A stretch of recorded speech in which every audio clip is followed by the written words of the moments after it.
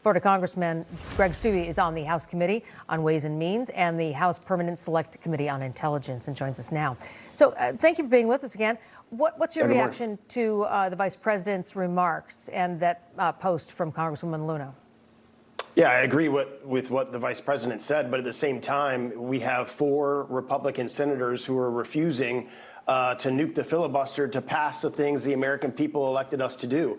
We have the House, we have the Senate, and we have the White House, and the American people and Republicans and conservatives don't understand and are frustrated by the fact that we have the majority in the House, Senate, and the White House, and we are not doing the things that we said that we were going to do. We pass all of these great conservative pieces of legislation in the House, and they die in the Senate because of the filibuster. And we have 4 moderate Republicans there, 2 of which aren't even going to be there next cycle, that refuse to nuke the filibuster to pass what the American people want us to pass. I've been calling on Thune to nuke the filibuster since October, when Schumer shut down the government. It's the only way that we were going to get government funding, and now we're having to go through this reconciliation process to fund DHS because they refuse to nuke the filibuster. The American people want results, and they have every right to be frustrated right now.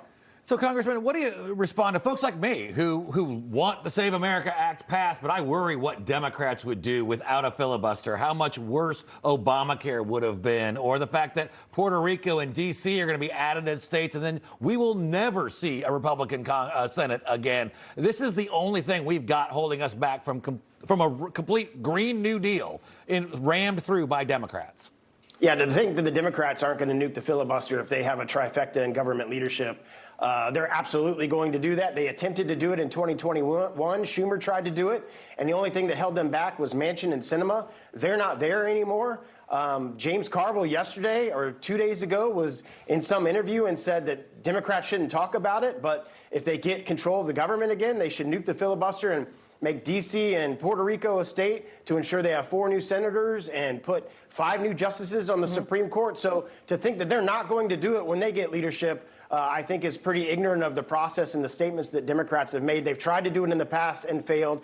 I hope that that's not the case, but to think that they're not going to do it, I think is not listening to what they're saying. This is an opportunity to secure our elections. If we do not secure our elections, states like California and New York and all these other states that just mail ballots out to everybody, regardless of whether they're a citizen or not, we're not going to have secure elections, and we're not going to have good results in elections unless you pass the SAVE Act. Common sense stuff. 80%, I think it's like 80% of Democrats support voter ID in our elections, but every single Democrat in the Senate refuses to vote for the SAVE Act. Yeah, it's been very puzzling, that one. Yeah. Now, you're leading the charge to force a vote to have Representative Cherfilus-McCormick expelled. The House Ethics Committee holding a hearing today to formally recommend punitive action against the Congresswoman. She refused to resign despite the looming expulsion vote. So what do you think is going to happen at the hearing this afternoon? So the hearing this afternoon, she has an opportunity again to plead her case. They've already found her guilty of 25 different ethic violations. That's not including of the 15 indictments, federal indictments that she's had in the state of Florida. I suspect that they're going to expel her after being found guilty of those violations. We won't know that until after the hearing today. Regardless of what the Ethics Committee does, I have been very respectful and patient of this process. This has been going on for 2 years. The DOJ is moving faster than the House Ethics Committee.